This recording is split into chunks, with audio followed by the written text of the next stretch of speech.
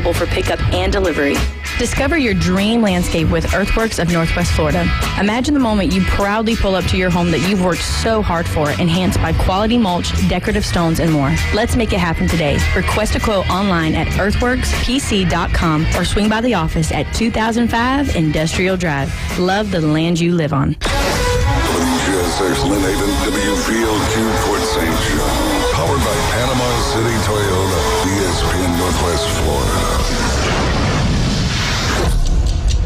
And now, the Gulf Coast's newest sports talk host. Hey, there's the new guy. Paul Wilson. That is not winning football. Paul is your pipeline to the heart of the action. The defense can only play this good for so long. Hot takes, big reactions, and your calls are incoming. This week, it's really going to be crucial. The Sports Blitz. They're playing championship football. The new Sports Blitz. You can say what you want. 104.3 ESPN Northwest Florida.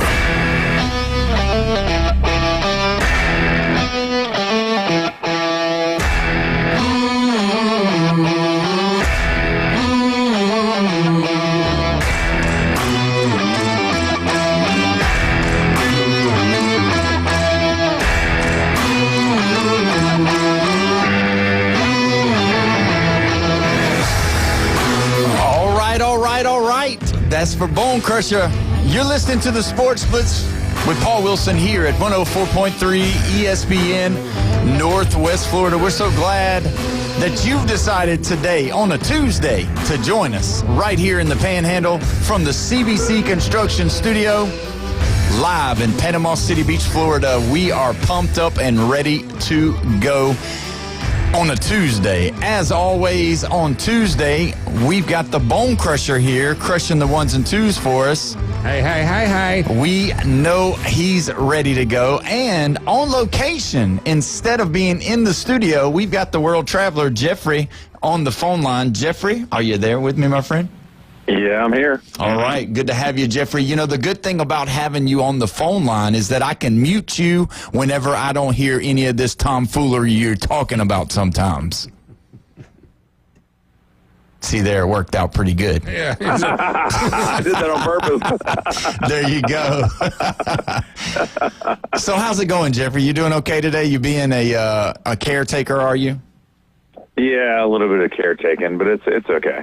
That's good. Well, we appreciate you coming on and being a part of it. We'll have Taylor Devers on here after the first break. But breaking news today, Jeffrey, I want to get your what you think about all this. So obviously we've been following this, and I know that everybody and their mother's talking about it, but we've got to talk about it because it seems like it gets larger and larger by the minute, by the day. The Lane Kiffin saga going on right now. So it has been reported that Ole Miss has given Lane a ultimatum to respond to their extension before or right at the Mississippi State game. And then today, Kiffin was interviewed, and he said that is not the case, that he has denied that there's been an ultimatum given.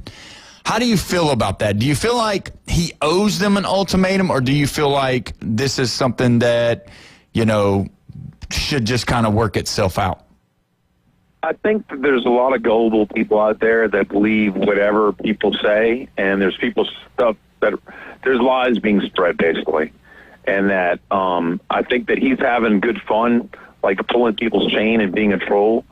And I think that he's just having a good old time, and Ole Miss has kind of gotten tired of it and just said, come on, man, would you stop playing with these people? Because it's not just their emotions. I mean, it's like some people's livelihood, and it affects other people getting the job that, you know, Florida or LSU wants to hand out. So you believe what? Do you believe? I believe he's a troll, and I believe he's not leaving Ole Miss. That's what you still believe? Yep. Yeah, see, I'm in the water swimming with it. I think the current is flowing away from Oxford, and I definitely believe he's going east or he's going west. And that would be Florida or LSU. Bone Crusher, you haven't really said a lot about it. I do want to hear what you think about this whole thing, because obviously it feels like it's a different era because of the online atmosphere and how everything is happening. And Lane Kiffin is the number one troll for college football coaches.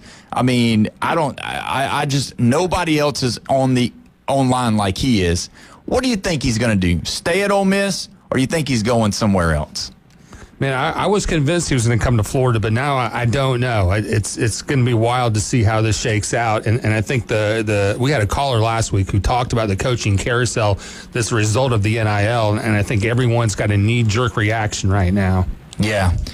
So I believe this. I believe we should do it. I know Jeffrey loves LeBron James and all of his antics. So I think we should have a decision. I think we ought to have him on ESPN, primetime, and let him decide where he's taking his talents. What do you think about that one, Jeffrey? I think that was so goofy, and I laughed because the first season, guess what LeBron didn't do? Win a championship? Exactly. He lost the championship that year to Dallas. Yeah, exactly. So maybe they'll do something like that. Lane Kiffin is crazy enough, and I know we've talked about his maturity since he's, went with Saban at Alabama, but at the end of the day, I think it's probably going to be, I don't think he stays. I think it's going to be one of those deals where he kind of sees where it's going, but it wouldn't surprise me, though, that if Ole Miss comes out and says, hey, look, are you going to take the extension or not? Because if you're not, we're going to move on. Yeah, well, this is the biggest show that we've had as far as any coach in college football since Deion Sanders got to Colorado. Yeah, and I think it's probably even more just because it seems like every week something gets added to the pot. I mean, just yesterday, there was pictures and stories saying that he's going. His family went to Baton Rouge yesterday and visited and toured the city and just kind of looked around or whatever. And almost like what Steve Barnes was talking about, his son Knox is in the playoffs, and supposedly he was in Baton Rouge as well, not practicing with his team for the playoffs for his high school team. Yeah. Yep, that's true. Yep. So I don't know. Okay, so Jeff, tell me this: if you had to pick LSU or Florida, where would you think he's leaning towards going if he doesn't stay at Ole Miss? Florida. I mean, I think the tie with the is she an ex-wife? Is that divorce final? Yes. Okay, so the ex-wife, and that's basically his in-laws still. I mean, we'll just call it his in-laws. The whole tie-in to Florida is strong. Yeah, no, I agree with that. I'd be trying to get as far away from my in-laws as possible. Yeah, well, they are supposedly reconciling, so that could be a part. That mother-in-law don't like him no more. That's right. I don't know if. Oh man, I almost said it. I don't know if any mother-in-law likes son-in-law. I guess they do. They've been divorced once already. I mean, yeah, he's burned some bridges, I'm sure. Oh, yeah, I'm sure. Thanksgiving's going to be awkward. Yeah, for sure. So, Jeffrey, you brought it up. We haven't had any of this talk for a long time now, but you brought it up just a moment ago. So now we have to talk about it because of you. You were the first one to talk about Deion Sanders. And so yesterday, or Sunday, Shedeur Sanders got to play in his first game with the Cleveland Browns. I don't know if you got to check that out, but that's not the biggest story. The biggest story was that while he was playing, police say $200,000 worth of stuff was stolen from Shedeur Sanders' house during his game while he was playing. They went in there with ski mask and broke into his house and took $200,000 worth of stuff. Did you hear about all that? I did. Well, I mean, I don't want to say anything about Cleveland, so. And, I mean, I don't know. He was horrible on the field also, so it's just a big mess, and I don't know. I don't want to say anything that's going to hurt anybody's feelings. Well, you do realize that Cleveland has more draft picks this year coming for next year. And I'm just wondering, do you think they keep Dylan Gabriel and Shadur Sanders and try to build around them, or do you think they're going to do what the Browns always do and draft another quarterback? Well, I mean, what's the situation with Watson, Deshaun Watson? He's still got 1 year left on his contract of guaranteed money. Well, is he going to play? He's supposed to be available to play. I mean, let's see what he can do. Keep Dylan Gabriel and get rid of Shadur Sanders and pick somebody else up off of another team that might be looking for, a possibility to get play. And then just take all the draft picks and get offensive line, a defensive line. Oh, actually, the defense is not that bad, to be honest with you. Yeah, the defense is top 5 in NFL right now, so you get you some offensive players. Let's get a tight end. Let's get an offensive line. Yeah, because, I mean, do you see this year's NFL or this year's college football quarterback group? Do you see them? I mean, obviously everybody was talking about this could be one for the ages. This could be the best college football quarterback group coming into the draft as ever before. They were talking about, the Eli, Phillip Rivers, Ben Roethlisberger era. But that, to me, is not even close. Do you see any of these guys being good? I know that everybody's high on Mendoza, but is he really that good to come in, start day one? Well, I mean, didn't Indiana win double digits without Mendoza last year? Yes. There you go. That's your answer right there. I mean, that's a good point. I just, for me, at the beginning of the year, you had all these guys that everybody was talking about, and it seems like all of those guys are not as good as they were going, from Lenore Sellers to Arch Manning. I mean, even Ty Simpson, middle of the year, you're looking at being a number 1 draft pick, and now I don't really know who. I mean, yeah, Mendoza might win the Heisman, but I would, first round draft pick for me, I would go Jeremiah Smith right out the gate. Yeah, that sounds like a pretty decent one. What about Jeremiah Love at Notre Dame? I mean, running backs just don't have Bijan Robinson, Saquon Barkley, Jahmyr Gibbs, all of those guys are great and they help you win football games, but they're more of a 7-8 pick to me, more than a 1-2 pick, even though Saquon, I think he was 3rd. I think those guys are valuable, number 1, first and foremost, because they can catch balls out of the backfield. I'm not sure Jeremiah Love can catch out of the backfield. I know he can run the ball, but I don't know if he can do what those guys can do as far as catching the ball. Yeah, well, I mean, the Browns have all these picks, but they don't have a top 4 or top 5 pick in the next year's draft. So there you go. Yeah, that might be the case then. Just go after one of those guys and see what happens. But, you look at a draft pick being the highest last year for a running back was Ashton Genty. And last night, I think me walking to the refrigerator, I got more yards than he did last night. So either way, I remember everybody was talking about how he was going to be the rookie of the year. But 7 yards on 5 carries just isn't doing it. You're going to the refrigerator a lot, though. Yeah, a lot of trips to the fridge. Yeah, that's true. Yeah. That's very true. Like 80, 90 yards. I mean, probably we had crumble cookie last night. So with the crumble cookie, you got to have, something to drink with those cookies because they are kind of like big cake cookies. So you ever had one of those? Oh, yeah, that sounds really good. You can DoorDash them. The wife and the daughter playing defense in front of the fridge. No, stop him, tackle him. Yeah, that's right. He's coming back again. I still got good fancy footwork, so I'm able to get away. 5. That's right.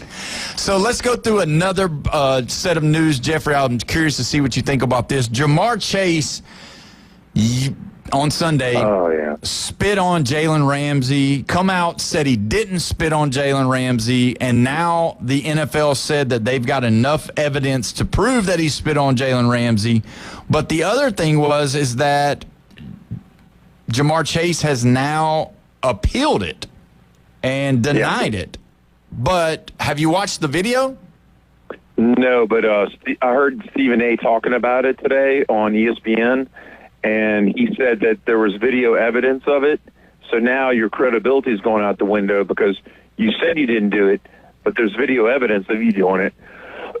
So now anything you say from now on out, we don't believe you. Right. And so, I mean, I saw it. I mean, I watched it and watched it and watched it, and he absolutely spit on him because, I mean, you could see it, and it's right there on TV. I still don't understand. What is it with these LSU players lying? Who else lied? Spoken like an LSU fan. There you go. Yeah. Who else? Who else? What else you got? I got nothing else. That's funny. But either way, yeah, we know that, I think he's in the 400,000s is what he's going to be losing for being suspended for this week. And I'm not sure what the suspension holds, but I'm thinking that it holds that you can't play in the game, you can't do the walkthroughs. I don't believe you can travel with the team.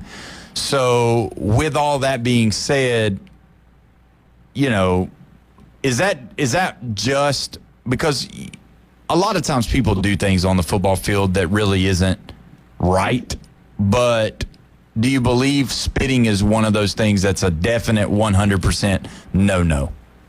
100%. And I remember when I was in high school, and it was Dexter Manley for the Washington Redskins did it to a Saints player, like right in his face, he spit. And, of course, the Saints player went erratic and just, pushed him right in the face mask and everything, and he got flagged. And then the guy was like, he spit in my face and everything, and it had evidence after the game of, him, of the spit flying towards his face, and nothing ever became of it. But that was 1988, and it's a different world now, and, people get, I don't say prosecuted, but get penalized for stuff like that now. And, back in the days, that stuff happened even back in the 70s. Yeah, I mean, that happened all the time. And, but I think it doesn't have a place in the game for sure. And I don't want to call out any team names, but the Florida Gators got penalized in that South Florida game, which moved the ball and kept South Florida alive in that game and ended up resulting in possibly that was the definitive thing that, kept them from winning that game. And then they went on a slide right after that. And then, I can only remember, the shoe toss that the Gators guy did against the LSU, And then, I don't know if you watched it, but Louisville, let's see, they were playing Clemson last week on Thursday. Yeah. Yeah. They had two unsportsmanlike penalties on Louisville, and one of them moved them out of field goal range. And it pretty much cost them the game. And I don't want to say Louisville is undisciplined, but there has to be, a tighter grip on the behavior of those players. Because this costs people wins. Yeah, it does, and that's a big deal. And you know what? Being at a lot of these high school games this year, you could see that the referees were really trying to get stuff under because they were throwing the flags. It was just like the other night with the Bay Godby game. I mean, there was probably, I was talking to one of the officials, there was a timeout or something, and I just kind of stepped over and started talking to the referee, and I said, have you guys thrown this many unsportsmanlike conduct flags in a game before? He said, I'm not sure if we've ever done this many. He said, but outside of the kickoff from the beginning of the game to the halftime kicking off going into the third quarter, we've not kicked the ball from the proper spot because of the penalties, whether it be the offensive player being too braggadocious or celebrating too much, or the defensive player being so upset that he got scored on or got blocked too hard or whatever, to the point to where they acted out. They've got to get it under control because we can't have this kind of stuff, because even in little kids football, you'll see it. Last year when I was coaching, and there was a kid that swung on another kid in the game, and they only threw a penalty, and they did offsetting penalties and made each player sit out for one series or one possession, and then let them come back and play. And, I don't know. It makes you wonder what we're teaching, and it makes you wonder, how can you help get this stuff under control, because it's a problem. And then the ones that are innocent are the ones who have to get, coached, whether, don't counter if somebody does something to you. And that's what our society has kind of come to, is that, you have to be ready for something to happen like that and not lose your head. Yeah, and it's hard because you're fighting, especially like football. Football is I know Brandon says this a lot. He says it's a collision sport. It's not a contact sport. It's a collision sport. And when you're colliding with somebody on a regular basis and you're fighting them basically with your head and hands, it's not an easy task to not lose your cool.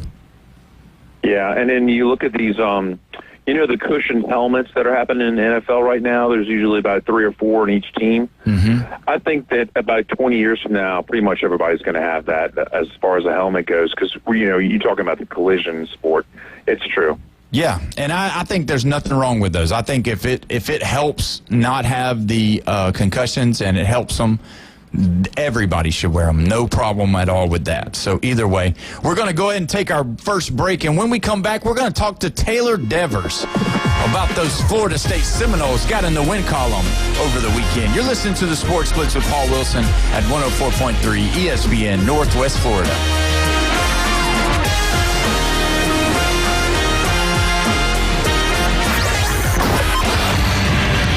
Call or text in now on the Red 7T studio line. 850-215-6290.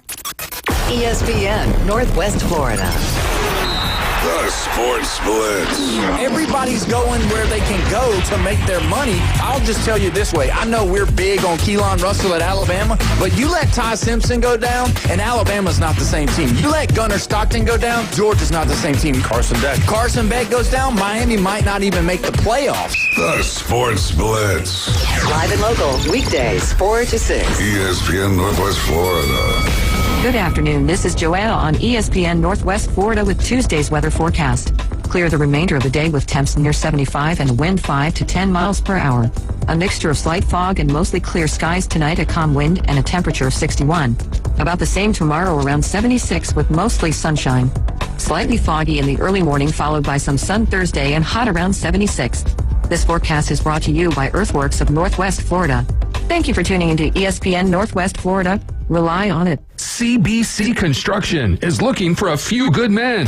At CBC Construction, our greatest strength lies within our talented team. Join us and be a part of a dynamic company that values its people. We offer a tremendous opportunity to create a future for your family and the Florida Panhandle. CBC Construction is now hiring. Call us at 850-740-3815 or visit cbcconstruction.com to learn more. CBC Construction. Be part of a winning team. Hiller's here, you don't need to worry. If you're stuck without any heat, we'll be there in a hurry. Hiller's here to help you right away. We'll be there to fix you up, call the Happy Face Truck today. Yes, Hiller's here, so never fear, call the Happy Face Truck today. Hiller!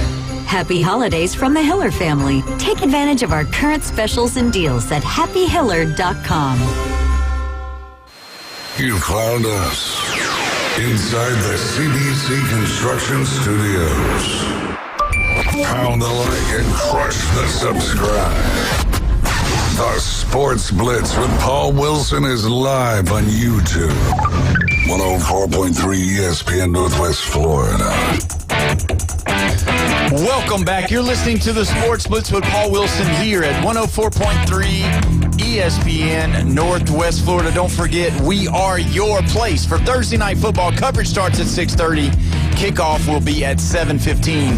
We got a good one. Buffalo at Houston. Houston's coming back. They're getting better. Either way, also you can text in on the Red 17's phone line, 850-215-6290. As always, on Tuesday, we've got the Norvell Central Chop Chat. Taylor Devers on the line. Taylor, I had a little mess up there. How you doing today, buddy? Well, my username survived once again. One more time.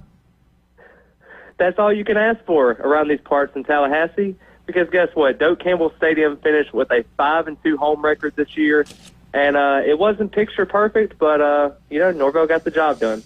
Yeah, I was a little bit surprised that the score was like it was. Now, obviously, Virginia Tech has had some struggle issues this year, but I mean, it was a good game, 34-14.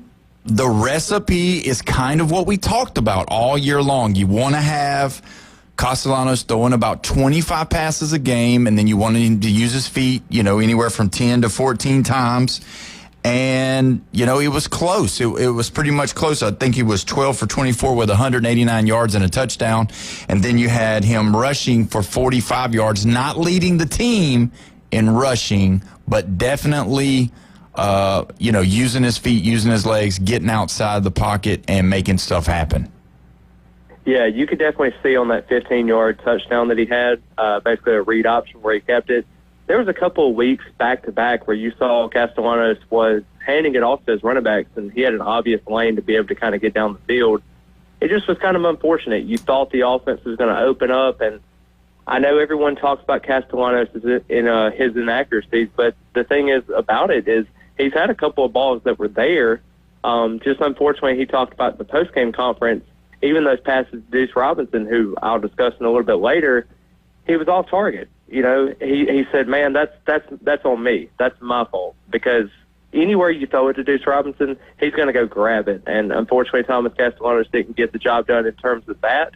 But Florida State did get the win, so it's kind of hard to really nitpick with a 20-point win, but here we are. Well, that's a big plus for them. And, obviously making a bowl game is going to be the key for them. But let's talk about just a little bit about this game. You had Osman Kroma, 11 rushes for 59 yards, and you're thinking, okay, that was your leading rusher. But if you look behind him, you had Samuel Singleton. He had 14 carries for 53 yards. So there you go. There's your 100-yard rusher just with two people, and that's what you really want to see in a Gus Malzahn offense. Yeah, I was kind of confused with the whole situation. I've been confused all year. The running back room is like playing musical chairs. Do you ever remember that back in elementary school? You just don't know what you're going to get. It's like you flip your burger or you get a blind burger and you eat it blindfold and you're like, man, what did I just eat? Because that's what it kind of looks like with some of these running backs. Like Kroma is a true freshman. They got him from the state of Georgia in Lee County. He was battling between Auburn and Georgia as well. And then Sam Singleton, he was one that emerged a couple weeks ago, and they said that he was going to be more involved in the offense. Even a Cam Davis, who they had alluded to a little bit later in Norvell's press conference later in the week, talked about he was going to be a big factor. Well, he had 2 carries for 8 yards, and both those carries come with 2 minutes in the fourth quarter. So even a Randy Pittman had a touchdown, Wildcat touchdown machine. Who can say any better? You had your Mekhi Danzy end arounds. You had your Gavin Sawchuk had 3 carries. It's just a weird rotation, and I don't understand what Malzahn's doing. I know we discussed it in the preseason about him being kind of unpredictable in his offensive sets and what he calls. But, man, I just really wish that Florida State would actually have that workhorse back or that dynamic duo. It seems like they've kind of got a dynamic duo right now. But next week can be a completely different lineup, and who knows what Florida State fans are going to see. Well, as well as I do, there's times where you need to get in a rhythm. And I feel like with the way that he's moving people around, he's just using his offense as the number one issue and not allowing the talent that he's got on, because sometimes running backs can get stronger as the game goes on. And when you only get, 5, 6, 7, 8, 10 carries, that doesn't happen. And so you can't really, see if somebody can really start, getting some momentum and start doing that. So, but again, I'm glad you brought up Pittman because the Mosley grad did find the end zone again. How important is it for him to really, because he's not going to kill you with the stats, but short yardage, razzle-dazzle stuff. I mean, he is just an athlete, and he can get in the end zone and find the end zone. He's got a nose for it. Yeah, it's a big thing for him. The Wildcat touchdown with him has been remarkably crazy. I mean, I know he had a little bit more experience over at Mosley, but just the thing is, I mean, he's got 19 receptions, 183 yards, 2 touchdowns. Even at UCF, he averaged about 300 yards a season. He's kind of on that average right now. If we make a bowl game, he might get to about maybe 100 more yards. But I thought he was going to be more of a receiving threat. I was kind of surprised. Castellanos had a couple of passes to him in the Alabama game, and then it just seems like when he got hurt, he brought him back, and then the staff has kind of used him as that gadget type of Wildcat quarterback. It's kind of a weird circumstance, but I don't mind it with him being a bigger person and just a bigger player overall. But just it's very confusing that I thought Castellanos was going to kind of use him as that safety blanket on those pivotal third downs. Obviously, Deuce Robinson, you can't teach his size and everything and Mekhi Dancy's speed.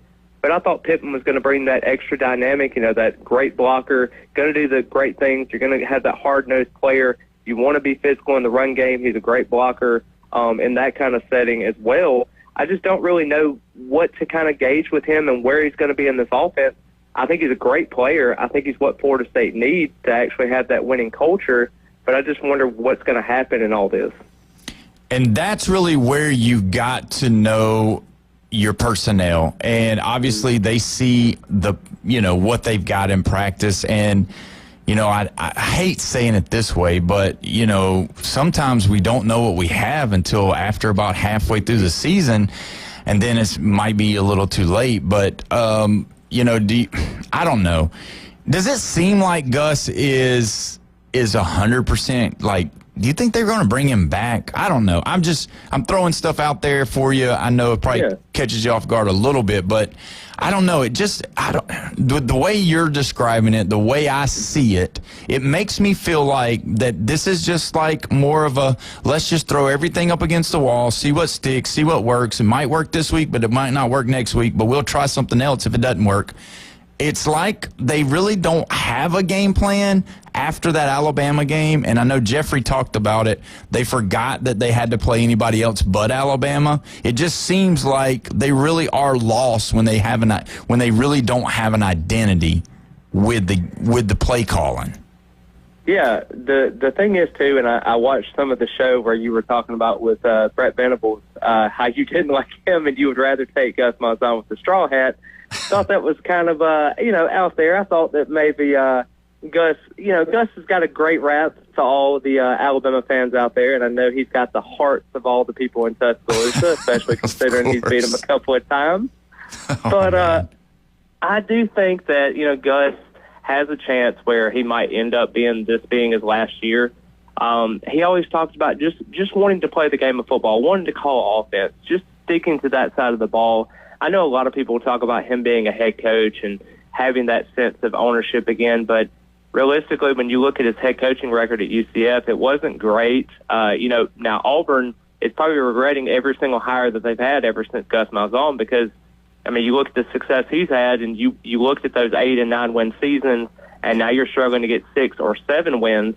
Sometimes the grass isn't always greener on the other side. But with Gus Malzahn, though, he did what he needed to do against Alabama. We saw that. We saw the perfect game plan. You're right. It seems like every week you really don't know what you're going to get. You're having Thomas Castellanos throw 30, 35 times a game, and it's not something that you want to do. Obviously, you want to get Deuce Robinson the ball, and you want to get Chroma the carries, and you want to have these different gadget receivers and even Mekhi Dancy with his speed. But just overall, it looks, as you said, just sticking something to the wall and seeing if it sticks, and it just looks kind of odd, random. I don't know if Gus Malzahn is going to be back next year. It doesn't look like it. It looks like he might retire before that point comes to fruition. But I just wonder if you had to pick between a Gus Malzahn on offense and a Tony White on defense, I would probably say that Tony White's probably going to be back another year if UCLA doesn't come calling and he signs a contract with them.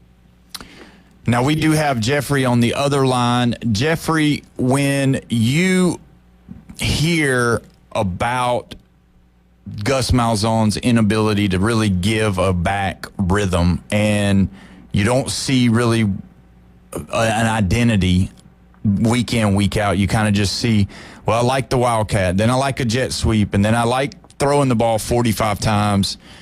Does that seem like he doesn't have confidence in his play calling, or do you think he doesn't have confidence in his kids that he's got? No, I think he's worried about the other team figuring him out and being predictable, and then they're able to shut him down. So you have to be able to switch it up and change it up, because people will figure you out, and as soon as they figure you out, then they're going to shut you down repeatedly, week after week after week. And I'm just wondering if Virginia Tech didn't have that ability to figure him out and be able to shut him down. And to be honest with you, there was a game last year where he was coaching UCF, and he was playing Sonny Dykes and TCU Horned Frogs. And I pretty much looked at this game as like, whoever wins this game is a coach that's going to be hired somewhere else as a head coach somewhere else, possibly at a better school. And UCF barely won the game, and I didn't really diminish what I thought of Sonny Dykes, but I thought, oh, wow, Gus Malzahn, he really has something in him still.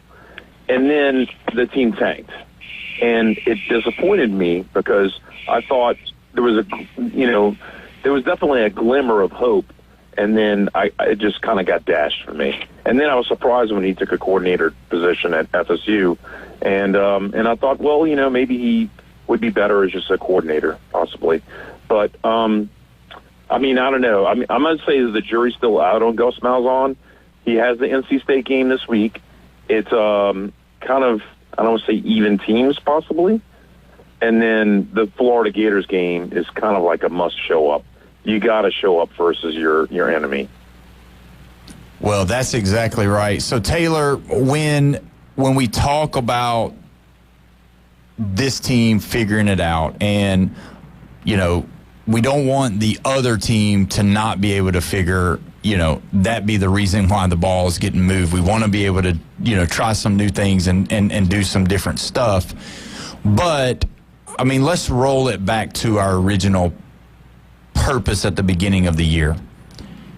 After seeing him for so long now and having all of the game film, watching him live, is Tommy Castellanos really a good college quarterback, or really has he just had spurts where he's just looked really good and then for the most part he's just pretty average? Yeah, the biggest thing is, too, he's a below-average passer. Let's just be really frank and honest. I'm not saying he's the worst passer in the ACC by any means, but he's not even an average passer. What makes him a good enough player is the ability to scramble. When he had that injury against Kent State, you saw how ineffective he was just being able to see the middle of the field. With him being 5'9", 5'10", and not being able to see the middle of the field over the offensive linemen that are 6'3", 6'4", it's very hard for him to do anything. Now, granted, you're going to see Deuce Robinson because he's 6'6", and he's usually streaking down the sideline. But when you're trying to get those middle of the field throws, it's not really happening. And when your run game is getting stopped and you're getting those 2nd and 12, even 3rd and 9s, and Thomas Castellanos is having to throw and being able to be relied on, not to down the kid. Obviously, you want him to be successful and you wanted it to work out in the marriage. But I'm saying if you had to say right now if he's just a good option for Florida State, they probably needed him in this moment. You're not going to win anything with a Kevin Sperry or a Brock Glenn or someone like that. I think he gave you the best chance to win.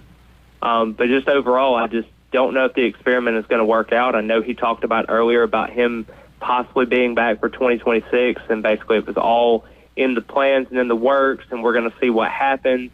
But it just doesn't seem like that could be a marriage that would be beneficial for both parties, because I just don't know if Florida State's going to have enough in the tank to be able to get that done. And plus, with returning 5 offensive linemen next year, it's going to be hard to go to the transfer portal and try to get everything kind of fixed up for Tommy. Well, and that's the case. Honestly, do you really want him to be your, starter for next year? We saw about as good as he can produce. Obviously against Alabama, he looked really good, and at the cost of $800,000. And that was going to be my question before we go to our next break is, $800,000, that's a lot of money. And I don't think he's given Florida State $800,000 worth. I guess maybe beating Alabama really energized the program, but losing the way that they have, like to your Stanfords and to your others, it really, I don't know. I think the well has dried on that. Do they have a way to reconsider the money and offer him less money for next year? I guess that's a two-part question. Yeah, I mean, I think it could probably be there. And, I mean, I think there have been some good moments. Obviously, the Alabama game was very important. I think he gave you enough opportunities to win against Virginia. I think there was just some certain pieces, especially on the defense side of the ball, that let you down. I mean, if Florida State, in terms, instead of being 5-5 right now, we're 7-3, I think we've been having a whole different conversation. Like if Gavin Sawchuk reached the goal line and actually scored, I mean, you can say ifs and what ifs and all that stuff. Miami's been doing that for 25 years now. It comes to a point where, you have to win ball games, and Castellanos has not really done that with this Florida State team. Can he do it later, and can he do it in 2026? I don't know, because that schedule's rough. Yeah, well, that's going to be the key. And when we come back, we're going to discuss more of this, and then we've got some questions about this Florida State roster. You're listening to the Sports Blitz with Paul Wilson at 104.3 ESPN Northwest Florida.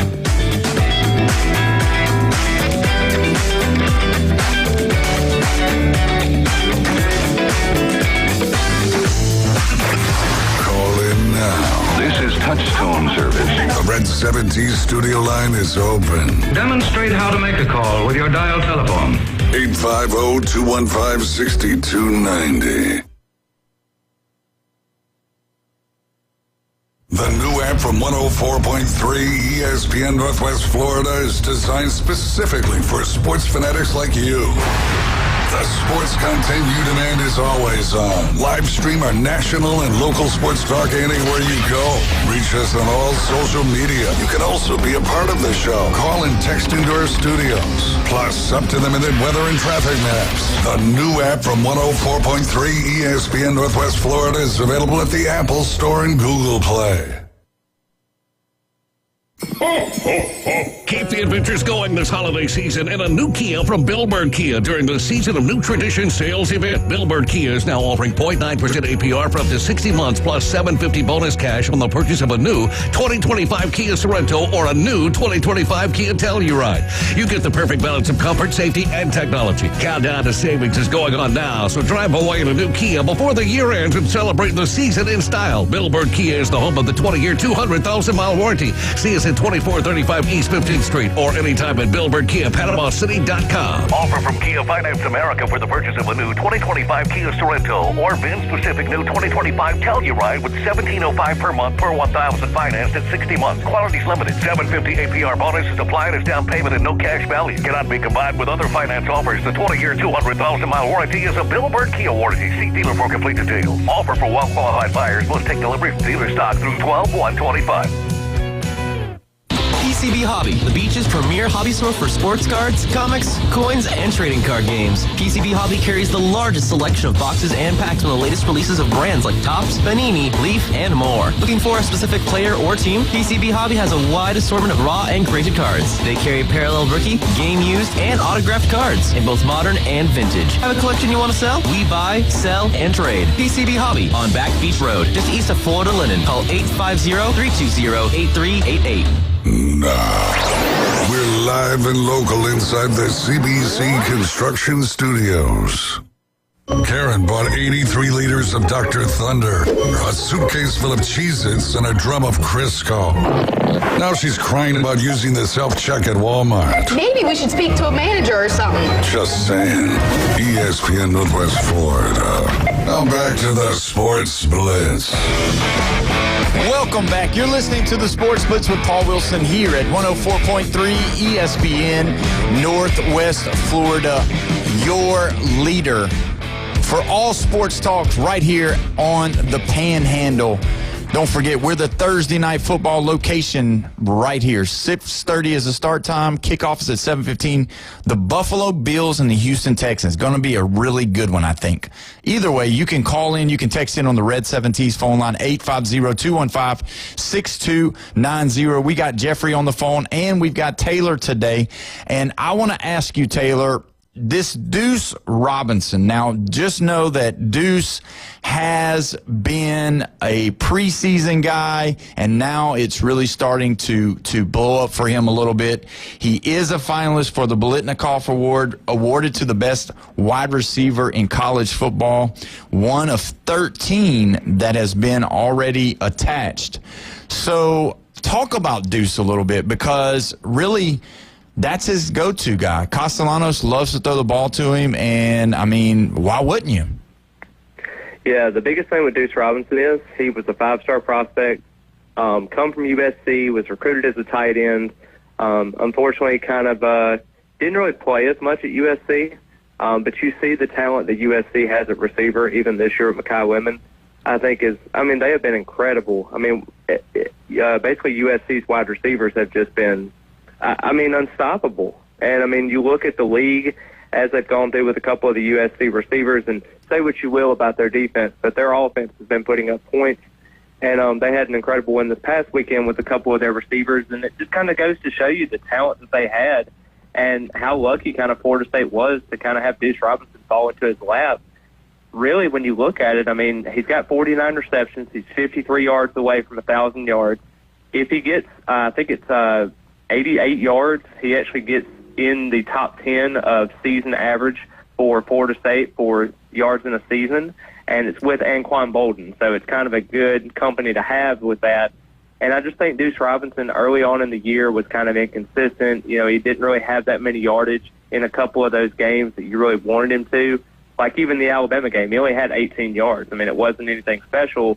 But, I mean, he has strung together basically 4 straight performances of 100 yards or more. He had 98 yards against Stanford. But just overall, I think this is a guy that Florida State needed to have in this offense. And I know everyone compares him to like a Johnny Wilson or a Keon Coleman or something like that. But as you said before, I'm just Deuce Robinson. I want to be that guy. And, you know, his dad played at Florida State. He's a legacy recruit. He's always wanted to be at Florida State. Just unfortunately just went to another school because Florida State was kind of struggling at the time.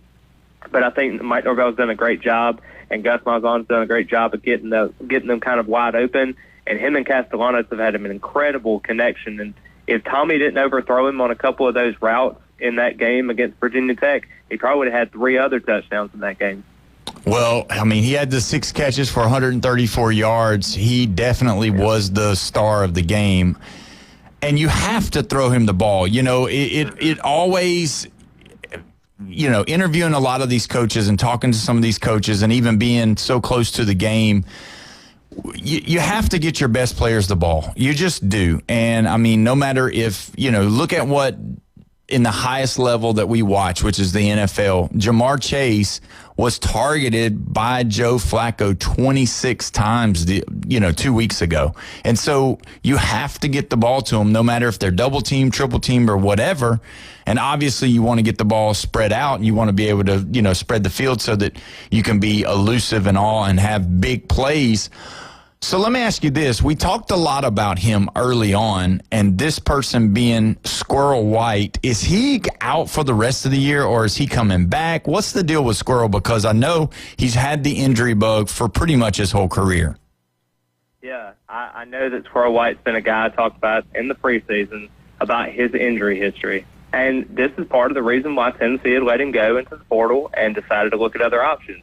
He had 800 yards in the SEC in 2023, absolutely dominated against Alabama. Even had a play against Alabama in Week 1, the 41-yard grab that basically set up the Tommy Castellanos touchdown there in the first quarter to kind of set the game and set the tone there.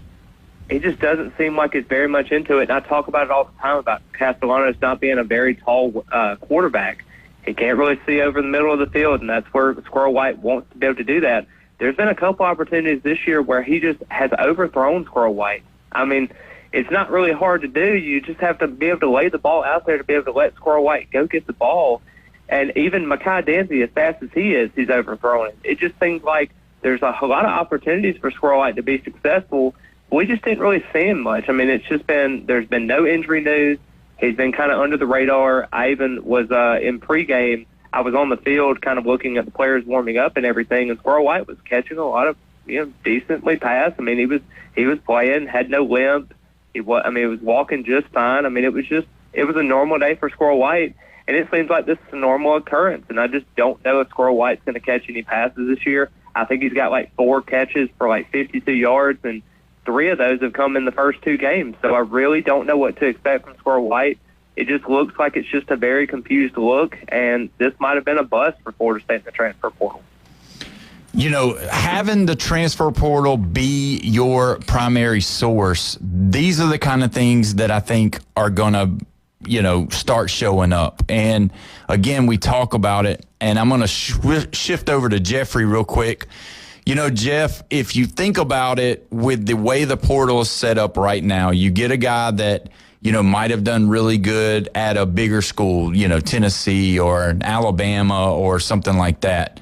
But it doesn't always work out, but it always seems like there's those guys that come from those smaller schools that just seem to just take off. What do you think about that as far as the portal and grabbing them from the bigger schools? Because they don't always work out when they come to the smaller schools. Yeah, I mean, I think it's on an individual basis. It just depends how somebody's set up and whether the chemistry really works out with, you know, if you're a wide receiver and, you know, you have to match up with a quarterback, right? Yeah, no, that's exactly right. And so do you think that's going to be the hamstring type deal with having a quarterback come in from the portal and a wide receiver, that they don't have enough time? Because there is something to throwing on the offseason. There is something to knowing what each other are doing and being able to throw that wide receiver open and him not cut his route off or be able to know where he's supposed to go. How many times have we seen, you know, miscommunications, and you know, they would always allude to the fact that they didn't really get a lot of training together. They didn't get a lot of practice time together, you know, early on in the season. Yeah, absolutely. I mean, you have to have that. It really helps having the spring plus the summer. Yeah, and so with that, we're going to have to see how it goes from there. So, Taylor, when you look at this team and you see what they have done this year, obviously it's bowl game or bust. I mean, that's the goal. Obviously, you can't win an ACC championship unless just I don't think it's possible. But you know, it has to be right, bowl game or else. I don't even say bowl game or else. I think it's got to be 7 wins or you still might be a bust. I mean, it is coming to a point where you had such high expectations, and I understand the Alabama win was, you know, it heightened those expectations and really put that false narrative of Florida State could be a playoff contender when in actuality they really weren't. I had discussed before about how Florida State really wasn't a playoff contender and things had to go their way, and this is still a young team with a lot of young pieces around it. It was an impressive win, and I was very excited and glad that they won. But just in terms of, you know, having that East Texas A&M and Kent State game, you let those 3-game stretch get to you, and then next thing you know, it's a downward spiral where you're losing 5 of your next 6 games, and now you're back on the 2 out of the 3. But it just seems like it's just a lot of stuff going on that Florida State fans are just kind of disgusted by. I mean, when you look at this season as a total and you're kind of grading it out to what it is right now, you would definitely have to say it's a D- in terms of just what it is. I mean, yes, you beat Alabama. That's great and all. But look at your other wins. I mean, Wake Forest might actually be a 9-win team, and Wake Forest doesn't spend half the resources that you spend, and you mock them in suing the conference, which is just embarrassing to have to, you know, say that, you know, Stanford and California were just the odd man's out and the SMUs, but SMU's over here making a playoff appearance while you're over here winning 2 games. It just doesn't make sense to me.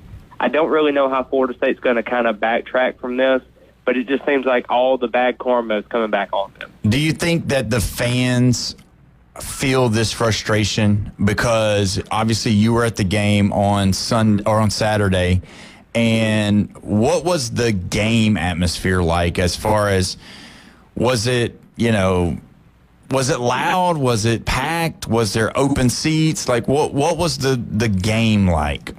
It was probably about 90% full, maybe 95% full. It was a pretty good crowd for the most part. I didn't think it was very loud, per se. I thought that game, it just seemed like, again, it was kind of the Wake Forest type of atmosphere where Florida State didn't really get going into the second quarter. you still let them hang around until the third quarter, and then you kind of broke loose in the game. Fans were excited that there were some plays happening, like, the Mandrell Desir and some other youngsters that got involved with game plan. But it just seemed like overall the vibe of the whole crowd was not really there, and it just speaks to what the fan base thinks about, like, Mike Norvell and the future of this program. And if the administration is going to keep him around, this is kind of the thing we talked about before. What excitement are you bringing to the program if he's going to stick? If you've seen this same story in 6 years of his tenure, 2 of them have been successful out of those 6 years, what are you going to do about it? I really don't know what Florida State's next plan of action is, because right now that home environment is just not feeling too homey. Was it, being there, was there any boo birds there? I mean, when you would have a stall, or you didn't have a lot of punts in the game, but, I mean, were there any, obviously there's got to be those old school Florida State fans that are like, I want to get back to winning national titles, or at least 10-win seasons. I mean, everybody wants to do that for their college team, but I'm just saying, were there any boo birds out there, or there's disappointment in the air, anything? Yeah, I mean, it was very disappointing in certain regards. It wasn't the boos per se. I think it was just more so, let's just say this. Virginia Tech had 238 rushing yards. 238 rushing yards, and about 195 of those came within the middle of the third quarter. I mean, they were gashing. I'm talking about every time those running backs with Michael Hawkins cut up field to the right side and then cut back left really quickly. It almost looked like Le'Veon Bell waiting for a block. And it just seemed like, yes, we have talented defensive ends and defensive tackles, but it just didn't look like the linebackers were coming up in space. And you saw some of the fan base, even that was sitting next to me, they were talking about, man, we cannot stop the run. If this team had any resemblance of a passing game from Kyron Drones, we could have been in trouble. And I just think that kind of resonates to what this kind of season is. It just seems like Florida State's playing down to their competition. They're not playing the way they should be, and it's very frustrating to other fans, and I think they're just waiting for this era to end.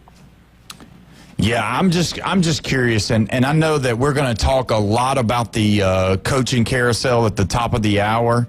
But, when you look at all of the things that's been going on with the coaches and obviously the one coach that signed on yesterday, we'll talk about that here in just a moment. But, it does make you really wonder about, the next step, or what really is going on in the minds of the people that are making the choices and the decisions with the university.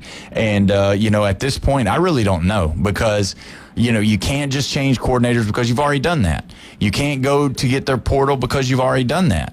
The only thing left to do is what I've been saying for the whole time. And when we come back, we will talk more about this, and you'll get all of the real takes right here on the Sports Blitz with Paul Wilson at 104.3 ESPN Northwest Florida.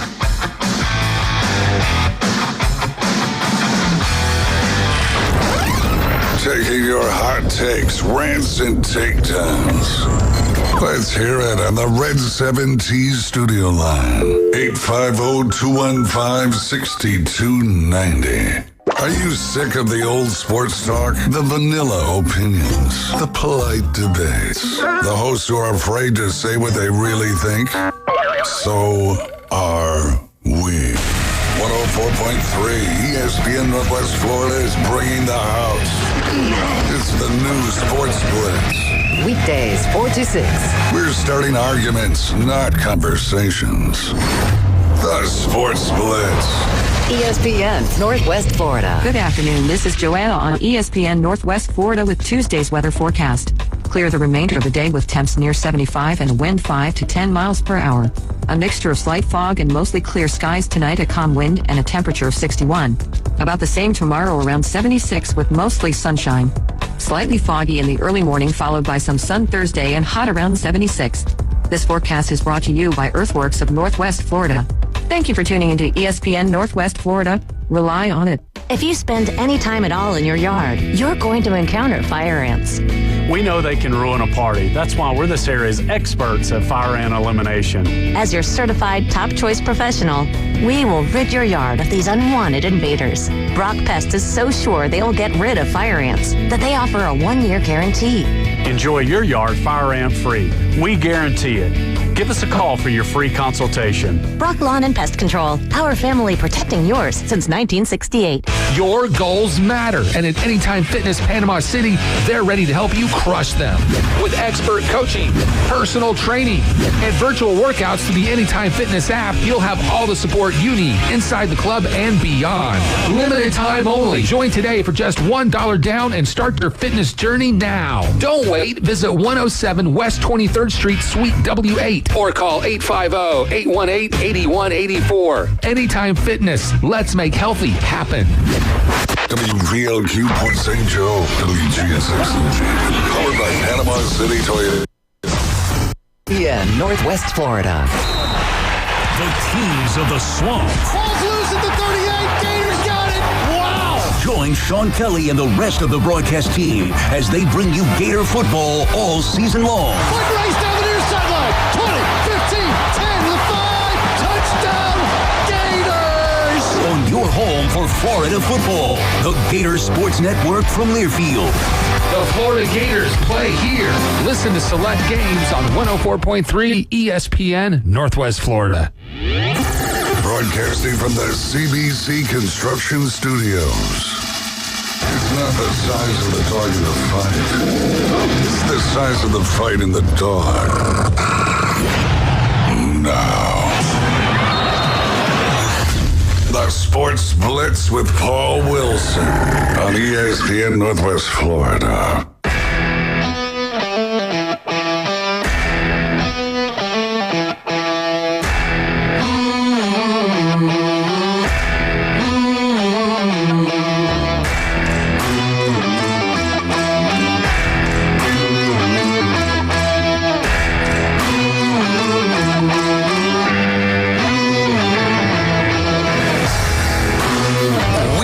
The 5 o'clock hour, and we are excited about it.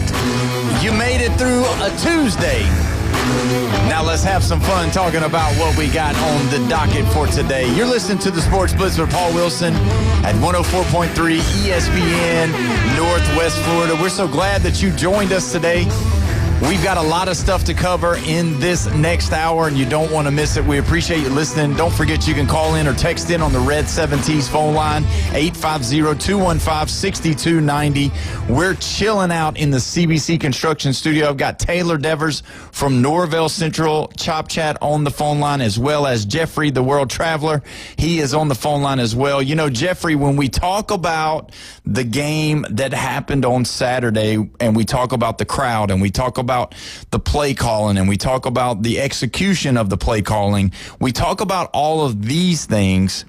When you watched the game, or when you checked out the stats, or when you saw what was going on, what did you think about this game? Well, I think that there's some positives to take away from it, but then I have a lot of negatives, I have to say. Okay, for starters, the defense was making a lot of solo tackles, which is great, instead of gang tackling. So you're able to get the fundamentals down defensively. They didn't give the game away, you know, the no interceptions, the no fumbles, right? One penalty all game for 5 yards is incredible. And we talk about, you know, the mistakes that the opposing team made. That Virginia Tech had, an interception, a fumble, 8 penalties. They didn't seem to, well, I mean, I don't know. Other than not being able to spread the ball around to different receivers, which was not good, because Deuce seemed like he was carrying the heavy part of the lifting. This game didn't seem like a 20-point win game, and there's some little things in there that you know that are, you know, parts of the game, like Virginia Tech went 0 for 2 on 4th down. Florida State went 1 for 1 on 4th down, and 3rd down conversions were almost equal for these two teams. So it didn't seem like a 20-point win, And also, I have a problem with Florida State not scoring early enough. They've got to score early on teams and just kind of get control of the game, because hopefully that'll help with their running. Well, and that's where you got to do it. You've got to jump on teams early, especially if that's your kind of bread and butter. Because if you remember the Alabama game, that's exactly what they did. They jumped out. They started out and made Alabama start to play from behind and really started, gelling and playing and really getting the momentum, because that's how you gain the momentum in a game, is you jump out ahead and give the fans something to cheer about right out the gate. And as well as I do, that's the funnest part of the game, is whenever you first get there, when you first possession, you go down and score, man, nothing like it. Everybody wants to do that, and obviously it don't always work that way, but that is the game plan. Taylor, when you look at it, you've got to know that when these guys are at their best, they can play with anybody in the country. Yeah, there's one big thing that I worry about with this. Florida State doesn't knock opponents away. And even the Alabama game, you looked at this team that was up by, 2 scores, and Mike Norvell said it best. We won this game by 2 possessions, and now you were at a point now where you could have beat them by even more. I mean, this is a team in Alabama that was one of the hottest teams in the country a couple of weeks ago, and obviously they had the loss against Oklahoma that I think was a little fluky. But I do think that in terms of what Florida State does, I'm not all about moral victories. I know that this team has mistakes and they have things that are not going their way, but they're not 5, 6, 7 plays away, because guess what? They lost those games. They're not in that same boat. They are 5-5 on the year. But I do think that this team has the capability of being successful, but they had to play more complementary football.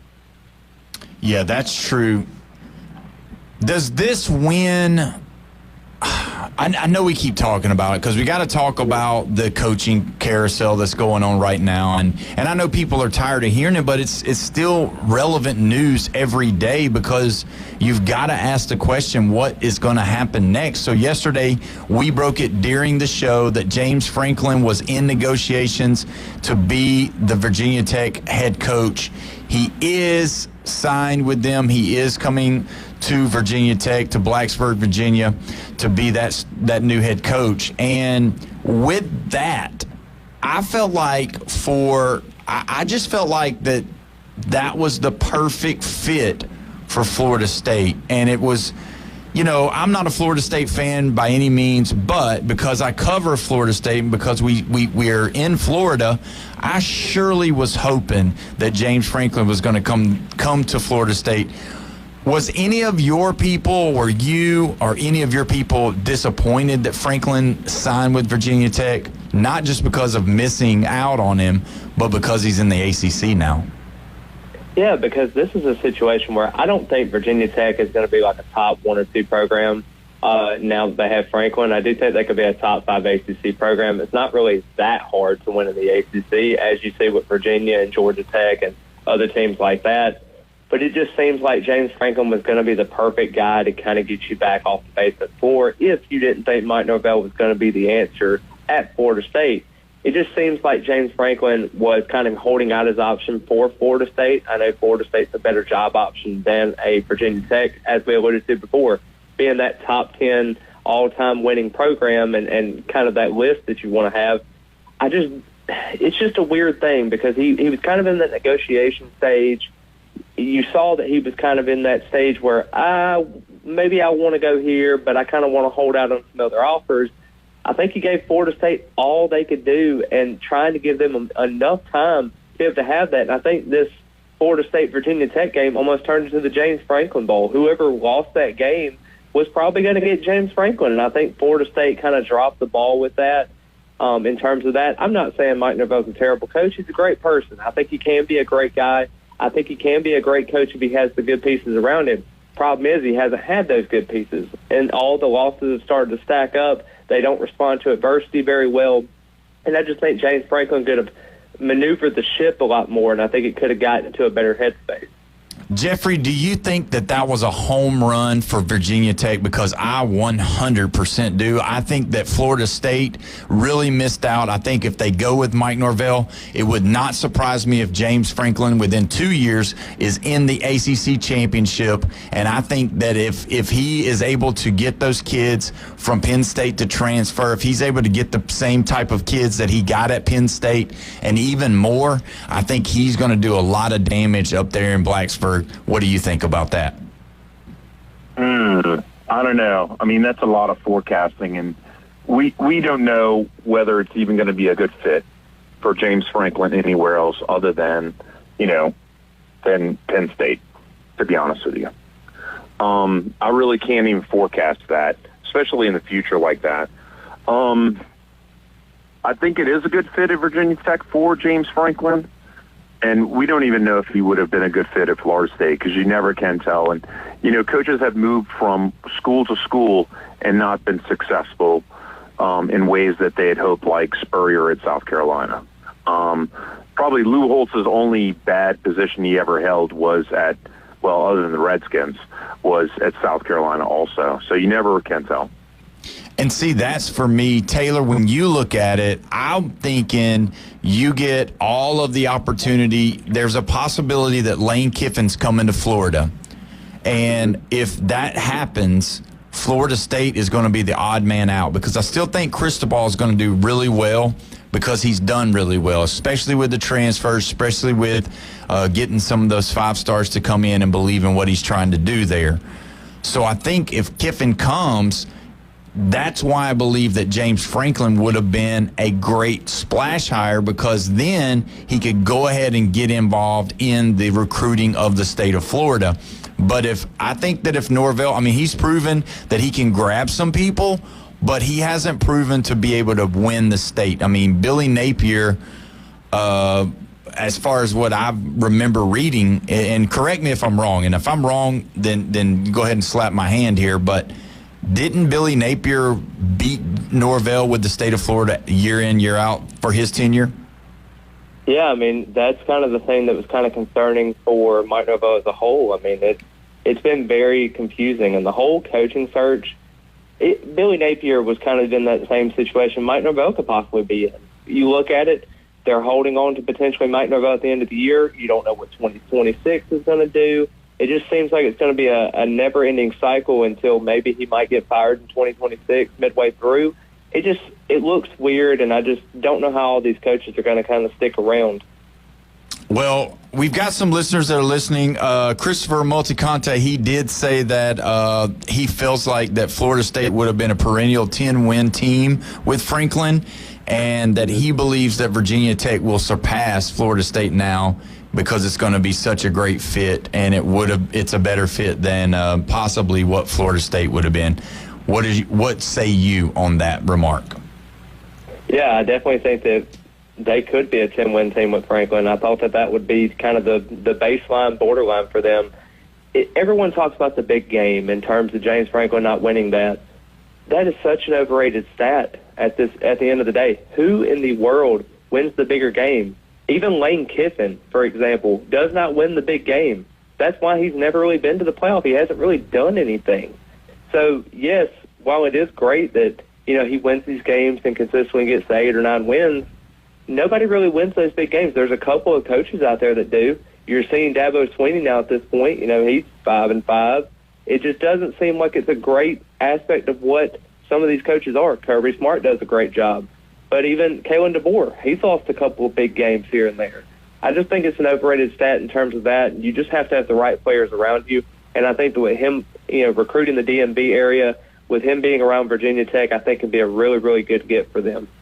Jeffrey, do you think, I know you said you don't want to forecast, and I get that, but do you think that with James Franklin going now, that immediately is a splash hire for them, and it draws the attention to them that it wouldn't be surprising if some of these, 3-4 star recruits from Penn State get in the portal and go to their old guy? Because you remember, we talked about it, the players love James Franklin. And if you remember, when he was at Vanderbilt, he didn't win so to speak, but at Vanderbilt, you did have to play, and he did start getting more recruits, and I believe he is a part of why they were able to turn that around, and Vanderbilt is respectable now because of James Franklin.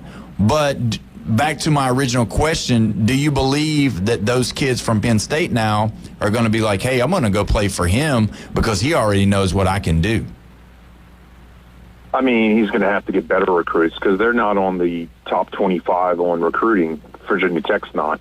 So he's got to get good players to start with. And then another thing is, you know how we've always said that James Franklin can't win the big one? Well, let me tell you about Virginia Tech's schedule next year. They play Old Dominion, James Madison, and Virginia Military Institute. Staying in state 3 times and then going to go play across D.C. over in Maryland is not really making a statement in your first year. And they won't win 10 games, won't even come close to it in their first year, because they have to play at Clemson, at Miami, and they have to play Georgia Tech. I mean, they don't have an easy schedule next year. It's going to take some time for him to turn that boat around, and he's got to get players to do it with. Yeah, I think that's going to be key. That's why I believe, next year he'll have the growing pains. He'll have some issues. It really is going to depend on what kind of recruits he can get in, and then obviously the transfers if Virginia Tech is willing to spend the money. Taylor, with that coming in, if he's able to do that, it really does. I mean, let's just be honest. Outside of him not going there, but having someone of his stature in the conference again, where you've already got Sweeney, you've already got Cristobal, you've already got Brom. I mean, those guys, their name does carry weight now because all of those guys were listed in other coaching searches when you're talking about all these jobs opening up. But bringing Franklin into the fold, does that, as far as name recognition, move Norvell down another slot for these recruits that are looking at coming to a coach that can get you to the NFL? Because I know Norvell sent players to the NFL, but there's stars in the league now from James Franklin's teams at Penn State. I will say this, and before I even start on that topic, Jeff is really, really underrating the Old Dominion Monarchs. They literally beat Virginia Tech by 19 on the road in Virginia Tech. Without a doubt, I mean, they absolutely embarrassed that team. And I thought for sure in terms of what they brought to the table and what they bring to the table for next year and how they're building, and I think they're 7-3 or 8-2. They just beat Troy 33-0 at their place and everything. It just seemed like there was a lot going on with Virginia Tech, and no doubt, I mean, they have a tough schedule. I think it's just a lot going on. But in terms of like Florida State building that momentum for themselves and James Franklin coming out here and, maybe recruiting those guys that were coming from Penn State, having all that momentum and having that just sense of excitement that I think Florida State's been missing. Because, I mean, you look at it, Mike Norvell got hired in December of 19. Then you had COVID 3 or 4 months later in March of 2020. Next thing you know, he's not able to go out and recruit those guys in their homes. And I'm not making excuses. I understand him in the state of Florida with recruiting and has not been great. I understand he's probably one of the better recruiters on that staff because he's the head coach. But it just seems like Florida State really hasn't put the heel to the metal in terms of getting those guys put in there, and those transfers are just kind of a Band-Aid that puts all over it.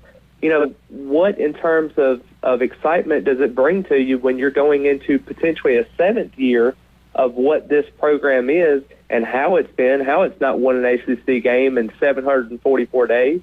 I just wonder what's going to happen with that. And yes, that stat is correct. I mean, they have not won an ACC game since 2023 with their matchup against Florida. It just seems like a lifetime ago, and I just don't understand why Florida State's such in despair with that. And I just wonder if they're ever going to get back to the thing. And because, I mean, you look at it, the excitement from James Franklin, the excitement from these other coaches, even the potential of LSU or Florida getting a Lane Kiffin can bring so much excitement. But are you wanting to pay that $54 million and invest in so much of having another coach for $100 million? I don't know if you want to do that.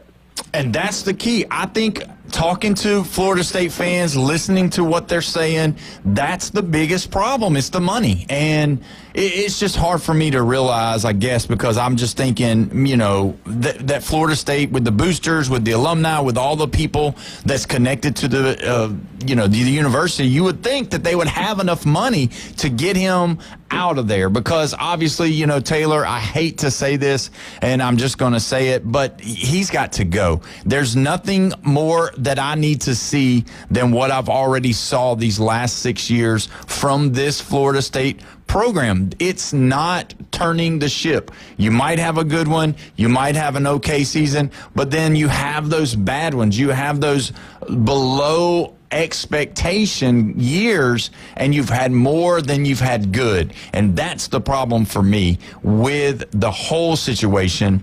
They should have gotten rid of him. They should have went ahead and said, you know what, we're going to let Gus run the ship, and we're going to be looking, throw as much as you can at James Franklin. I know he had to do some type of buyout with Penn State, but still, with all of that being said, Mike Norvell still being at the helm is not seemingly the right direction for the program. But either way, we're going to go to our next break, and when we come back, we're going to talk more about the ACC, the AP poll, Miami, Georgia Tech, Louisville.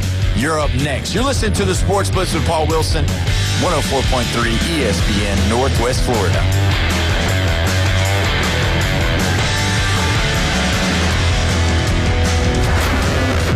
The Red 7T studio line is now open. 850-215-6290. 104.3 ESPN Northwest Florida is your home for the NFL. Touchdown, Denver! We bring you the biggest games every Sunday, Monday, and Thursday night. Oh, he's got the first down! Plus, we'll broadcast more college football games than ever before. He did what? Live NFL and college football play here. Unbelievable! 104.3 ESPN Northwest Florida.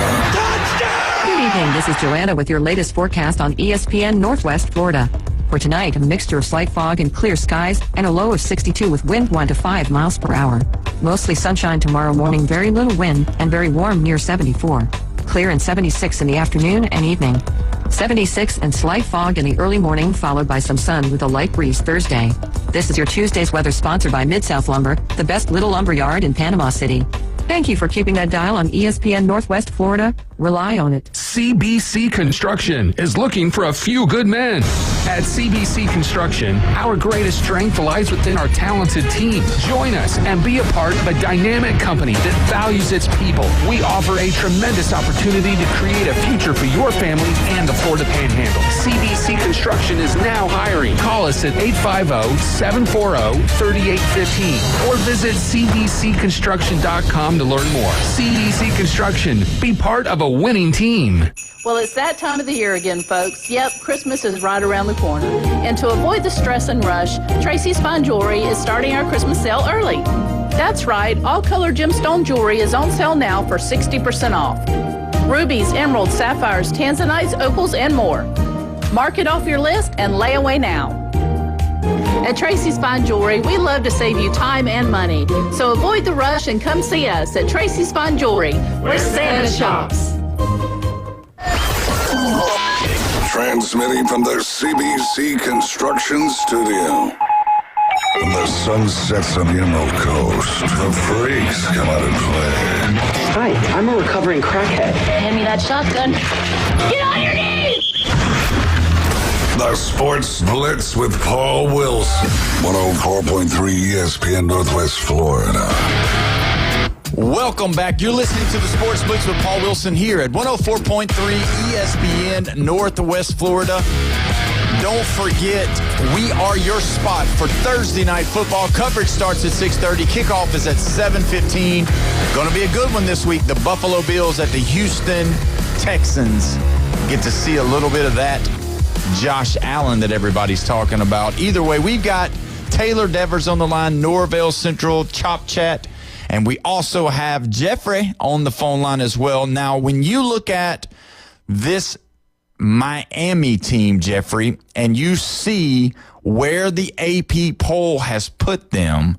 Now, we know that the college football playoff poll comes out tonight after the show, so we'll know where they are after all of the chaos that kind of happened last weekend. Do you see Miami somehow, some way eking up to the point to where it's going to be determined whether or not Georgia Tech and Louisville or Virginia keeps them out of being able to get into the playoff? Them right in front of Georgia Tech is the only surprise that I see, because Texas with 3 losses and then other teams right in there with them. I think Miami's they just need to be one lower, and Georgia Tech needs to be right above them when it comes to it. Yeah, well, and that's where Miami cannot afford to drop anything. They've got to go out and handle business, in which they did against North Carolina State, beating them 41-7. Carson Beck getting back to the Carson Beck we saw in the first part of the season, 21-27, 291 yards, 3 touchdowns. And then Pringle, 17 carries for 116 yards. But this was the crazy stat right here for me. They held North Carolina State to 9 first down with 23 rushing yards. Now, with that type of display, now we know that North Carolina State is the most inconsistent team in college football. Did that surprise you that Miami come out and played that well, or do you think it was just that North Carolina State played so bad? I think it was a shock, really, that Miami played that well. But let me talk about one thing, though. So Miami's played back-to-back home games. Their last loss was at SMU. And guess what they have in the next 2 weeks? 2 road games. Does that scare anybody? I mean, it scares me. I mean, I think that the road woes is going to hurt them. Yeah, that's a good point. Hey, Jeffrey, on a real quick note, are you scared of the dark? No, I'm not. Okay, I was just checking. Either way, Taylor, what do you think about that? Do you think Miami is going to find a way to get into the playoffs? Because, if they go and win these 2 games like they have this last game, and, I mean, obviously North Carolina State has been up, down, up, down, up, down, but Miami looked good this past weekend. Yeah, I actually think they really have a good chance. I mean, I know we basically wounded up Virginia Tech for them, so I know going into Blacksburg this weekend on the 11 o'clock kickoff, I think it's something that you really don't know about because, as we know, Miami's played most of their games at home. Whether you think that's an environment or not is to be determined. But I think this is a good Miami team. I think Carson Beck has got them rolling. I do think that he is a very good quarterback when he's able to kind of stay locked in and being there. But I think that 14th ranking, I know how the playoff is going to, factor into that and what their ranking is going to be. But they want to run the ball. They want to be physical. They want to be aggressive. I think they've done that. But in terms of just trying to figure out a way how they're going to get above and stay in the playoff picture with a Virginia and a Georgia Tech with possibly not even playing for the ACC championship, it's just a weird circumstance we have in college football. And let's face it, I mean, they screwed themselves up by losing to SMU, to having that opportunity kind of blown away from them. Now they have to figure out how they're going to win in November, and they have to win these next 2 games. And even playing at Pittsburgh the next week is not going to be easy. So it just seems like there's just going to be a lot of factors that go into it. And I wonder if Cristobal and his staff and also this squad in general is going to be up to the task. And that's where you got to wonder if they do win, and then you got to hope, if you're a Miami fan, that Georgia Tech gets blown out by Georgia. And I know that, and then if they lose in the ACC championship or whatever, I don't really know the formula, but we'll learn tonight whether or not the playoff committee believes that the same thing is going to be based off of what the AP is, because the AP and the college football playoff poll was pretty close last week. So we'll see if there's any disparaging, teams, if they're, just kind of swapped up a little bit, 1 or 2 places off. But either way, do want to share a little bit, because when at the beginning of the year, we talked about how that Miami gets the the transfer quarterback in. That's kind of been their MO. And the talk was C.J. Bailey, but I did read where Sam Levitt from Arizona State has mentioned possibility of coming there. I know that Chris Multicante had put that on Facebook earlier as well, but I did read the story. Jeffrey, you're high on Arizona State, or used to be. So what do you think about that? Sam Levitt coming to Miami next year? Oh, shoot. I don't even think that's ever going to happen. I don't know. Is he going to replace his quarterback at Arizona State? I think if he has the opportunity to go play at Miami instead of playing at Arizona State, I would go there. I don't know. Dillingham seems like he's got everything under control over there. I don't think he's going to lose control of that team, and I think they have potential. I mean, I'm not saying Miami doesn't have potential, because I could clearly see how they could be the 11th team ranked in this playoffs. I don't know. I don't see Sam Levitt leaving. See, I think, well, what about this, though? What about if Dillingham leaves to take another job? And then now you got Levitt definitely being, having to make a decision. Do I go with my coach or do I go to Miami? And then if Carson Beck continues to play like he plays, and the next thing you know, now he gets drafted in the first round by somebody, say like the Jets, and they give him an opportunity to go. Now you got 2 first-round, draft picks coming out of Miami the last 2 years. You'd be dumb not to go. It'd be a great business decision. Yeah. I mean, some people do have to take that, and also with NIL, everything has become a business decision. But as far as Dillingham, he's not leaving Arizona State. He's already said, like, his sister lives next door and his mother-in-law and father-in-law live down the street. He's not going anywhere out of Arizona State. But I do understand what you're saying about Sam Levitt. And, each individual person has a different way of looking at things. And I'm not sure how it is being a student at Arizona State, because let's be honest, where did Jaden Daniels come from before he went to LSU? Arizona State. You got it. Yep, that's right. I don't hold a lot of people to their word on these coaching deals, because don't forget, the greatest coach in college football history, to me, said, I am not leaving the Miami Dolphins. And then within 2 weeks, Nicholas Saban was the Alabama head football coach. Just wanted to bring that in to this show just for today. That made me feel really good, especially with the way we played last week. But either way, Taylor, when you look at it, how do you feel about this Miami team being able to grab someone like Sam Levitt, who obviously had great, opportunities last year, did really good with what he had. They went to the playoffs, played really tough in the playoffs. Scadaboo brought that team out, into the limelight as well. He's doing good in the pros until he got hurt. Now he's doing WWE, which is crazy to me. But how do you feel about Sam Levitt coming to Miami? I will attest to what Jeff was talking about earlier about Kenny Dillingham. He's not leaving Arizona State. He graduated from Arizona State. He actually worked under Mike Norvell when Norvell was actually an offensive coordinator over there. He started his career there. He wants to be able to build that culture into what it is today. I'm not saying that Sam Levitt is going to not go to the transfer portal, because these kids are all over the place. Obviously, Miami has gotten Cam Ward, and they've gotten Carson back now, and they're trying to get another transfer portal quarterback. And you saw the Lenora Sellers rumors and how that was flying around with South Carolina, and now that might actually come to fruition with Shane Beamer and pumping up the crowd up 30-3, and then you end up blowing a 30-3 lead. It just seems like that may be in the cards more than it would be for Sam Levitt at this point. But I do think Sam Levitt is a good quarterback. I think he can be successful.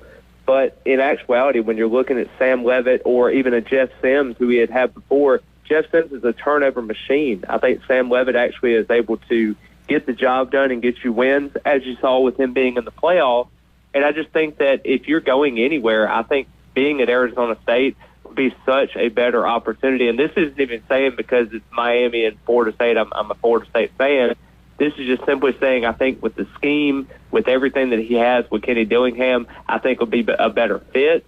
But if he wants to take his talents on somewhere else that could, with Shannon Dawson and being able to have that high-tempo offense and having that potential to have being a top pick in the NFL draft, go for it. So let me ask y'all this as far as the ACC goes for this past week. Was it a bigger win that Miami got over North Carolina State by 34, or was the Virginia beating Duke more impressive? Taylor, what do you think?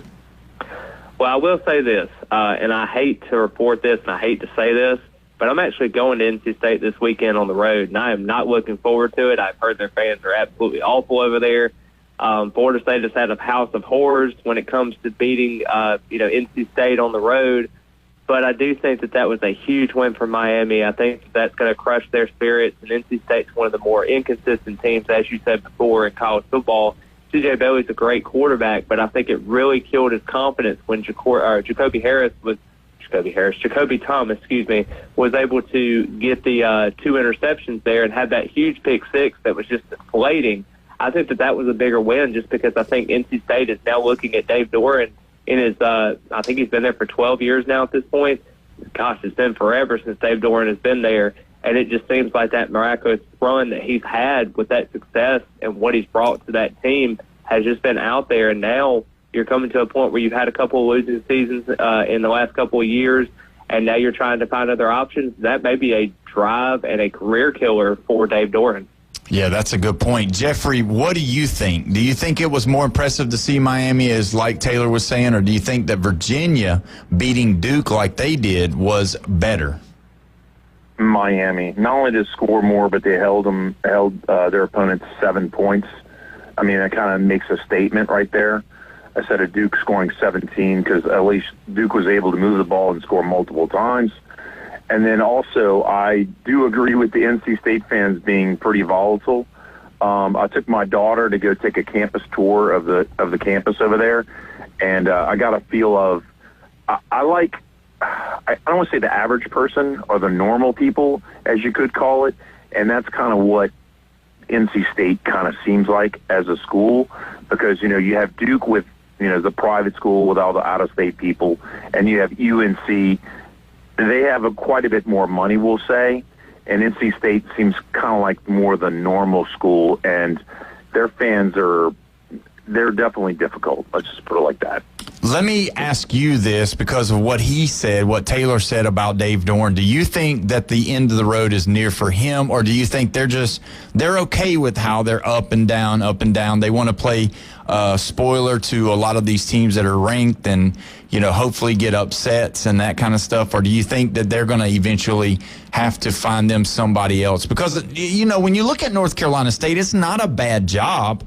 They're not going to be in the top as far as paying the players. They're not going to be able to pay you a bunch of money, but it is a solid job. You can recruit because, you've got North Carolina there, you've got Duke there, you've got Clemson that comes in there, you got South Carolina there. So, you got to battle for your recruits, but you can get those 2-star, 3-star guys and overperform and be a respectable program like with C.J. Bailey. I mean, he's definitely a talent and probably going to leave, but what do you think about that? Do you think Dave Doeren's about on his last leg over there being 12 years into this program?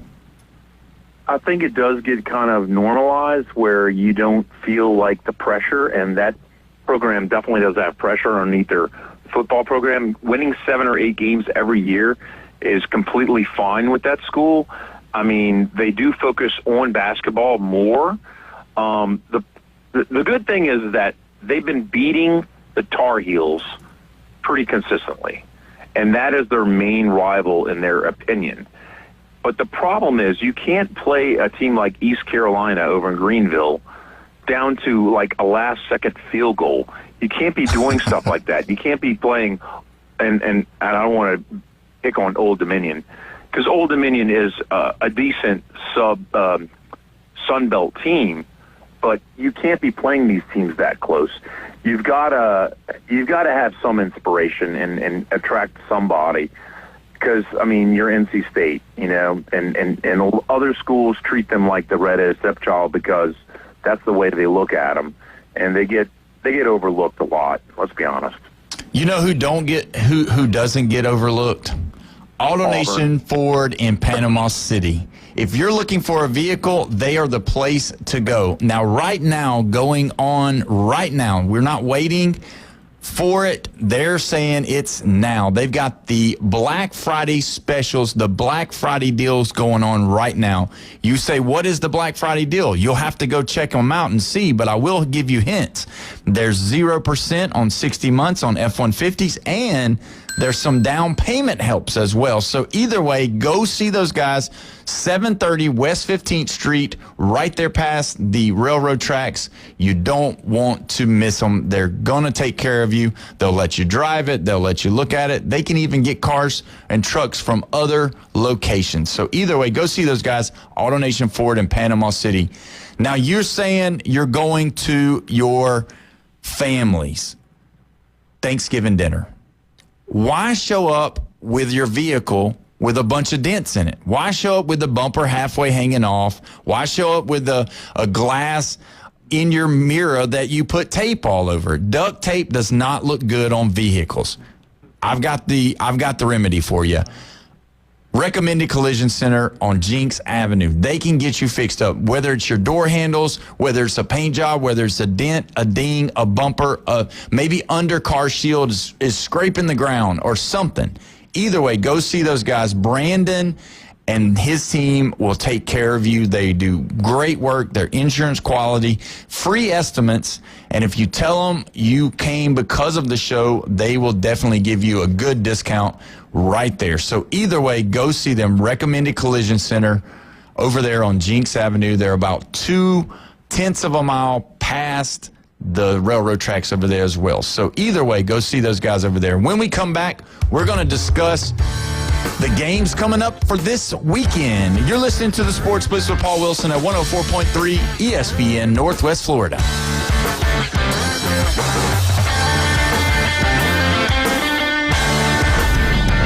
Killing the game. Call or text us now on the Red 7T studio line.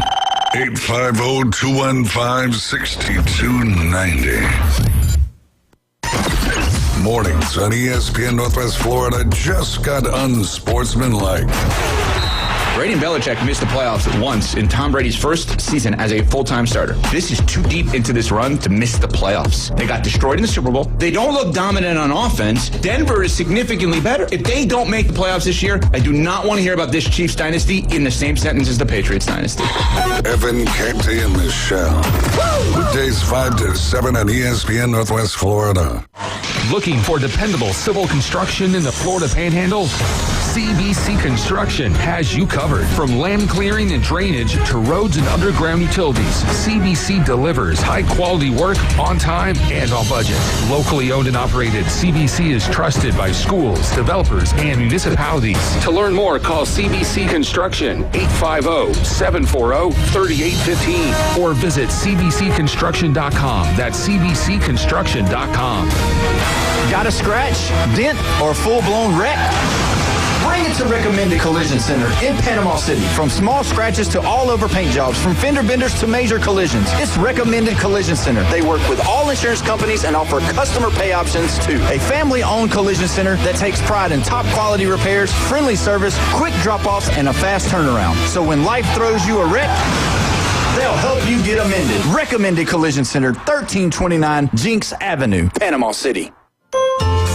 Big Brothers Big Sisters of Northwest Florida is asking men to step up. So many boys are in need of a positive role model. If you can spend a little time each month doing something simple like tossing a football or grabbing lunch, you can change a life. Call 850-433-KIDS or visit BeTheBig.org to become a Big Brother today. If you build it, they will come. We're live from the CBC Construction Studios. This is Coach Stephen Pearl, your home for Auburn basketball on the Panhandle. It is 104.3 ESPN Northwest Florida. Now back to the most opinionated sports talk show on the Panhandle. This is the Sports Blitz on 104.3 ESPN Northwest Florida. Welcome back. You're listening to the Sports Blitz with Paul Wilson here at 104.3 ESPN Northwest Florida. And that is right, Stephen. We are opinionated here, and we love it. So either way, we're so glad that you joined us. We had a little bit of a hiccup on our Facebook page. You can click back on and check out the rest of the show right here. We're pumped up, and we're going to talk more with Taylor Devers from Norvell Central Chop Chat, and we still have got Jeffrey on the phone line as well. I'm going to go to you, Jeffrey. As far as right now to you, with the ACC intact where it is, knowing what games are coming up, who do you see for sure? Who would be your top pick to say that they're going to make the college football playoff? And who do you think is going to be close but not close enough? I think Oklahoma is going to be one of the 4 teams that are going to be on the outside. And you can call me crazy. I'm going to call Georgia, Alabama, Ole Miss, and Texas A&M in. So those 4 SEC teams are in. And Oklahoma having a hiccup either playing Missouri or LSU is kind of interesting. And then what's almost as interesting is Vanderbilt playing the Volunteers a week from now. Well, a week and a half from now. But, I mean, just those 2 little scenarios are extremely interesting. I think you're right when you're talking about only one Big 12 team making it. I mean, there have to be about 4 different things happen that would have to help the Big 12 slip a team in, and that's not probable. And then the ACC, we're looking at Georgia Tech still and possibly a Virginia or a Miami. So, I mean, it's kind of, well, actually, it's not an or Miami. It's a lot more like an and Miami.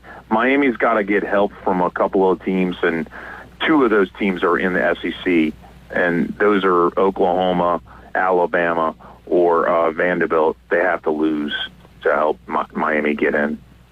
So do you think Alabama gets in with a win over Auburn? Absolutely, 100%. No chance that they're not in because only 2 losses. They've got the resume. I mean, yeah, they're definitely in. There's no 10-2 team in the SEC that's going to miss. Well, no, I might have to talk different about that because Oklahoma wins their last 2 games versus Missouri and LSU. They're definitely in. It makes me wonder if Vanderbilt, even if they beat Tennessee, whether they could be left out at 10-2. That would be a crazy scenario right there. It's probably going to come down to what the playoff committee believes Alabama is going to be. That's the one that's I'm waiting for tonight to really see where they put that loss for Alabama. If they're going to follow suit with the AP poll and still keep them in the top 10, top 11 area, and then if they beat Auburn, then that'll probably change. But when you look at the way it's set up, you wonder if that's going to be the case.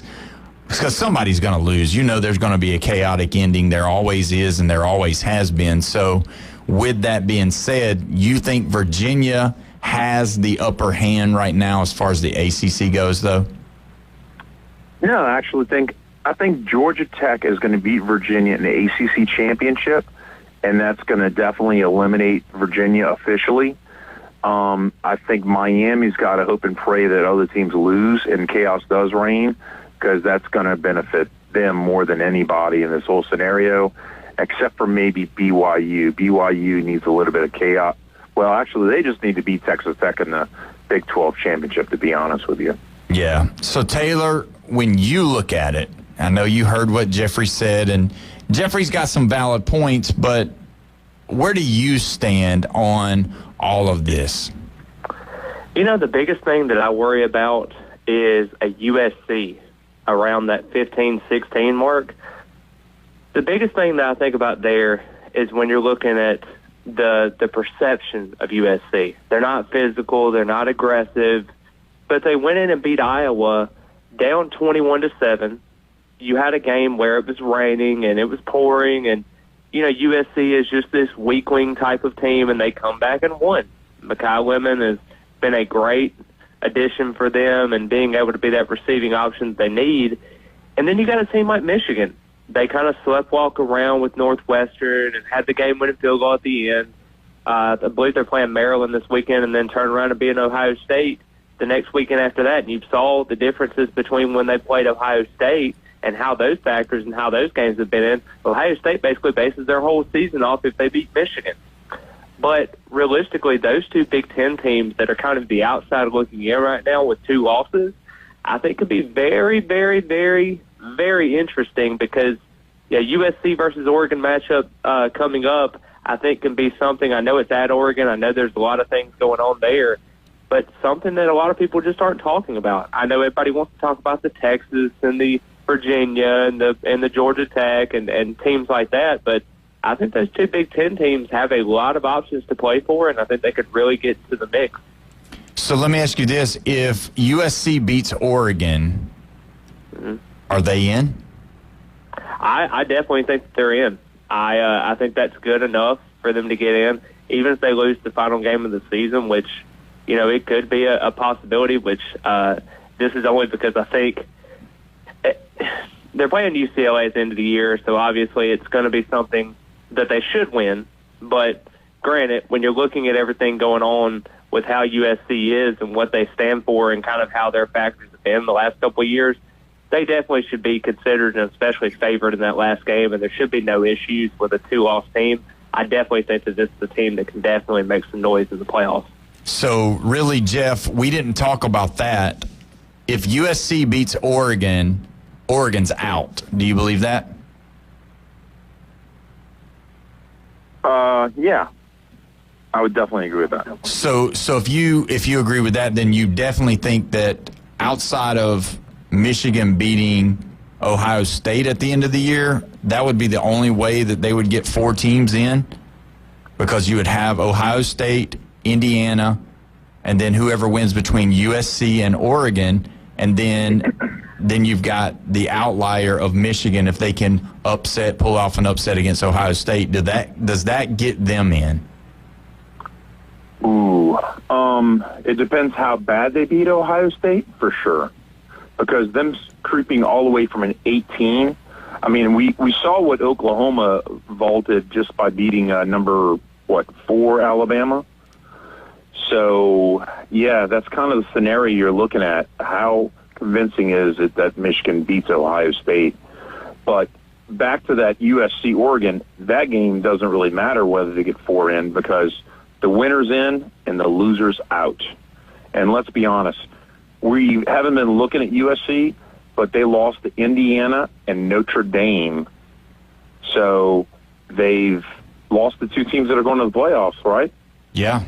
No, that's exactly right. And, Taylor, I'm glad you brought that up, because that was the whole case that we were trying to bank everything on, is the fact that this year's Big Ten is not going to produce 4 teams in the college football playoff. And really, when you look at it, the only case scenario is that if Michigan can beat Ohio State and Michigan can get catapulted into a top tier where they are able to move them all the way up. Because if Ohio State, loses to Michigan by a field goal, it really probably isn't going to get Michigan high enough.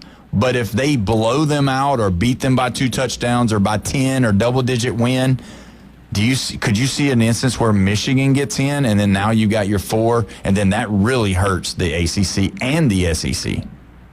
Yeah, and I mean, that was I know we talked about the worst-case scenario for the ACC was basically Duke winning out, but obviously that didn't happen. I know Darian Memphis is a really good quarterback for them. But, I mean, that would be kind of worst-case scenario for the Big Ten, because I don't think Bryce Underwood is all that great. I don't think their offense really moves the ball very well. They don't really play great defense like they once were.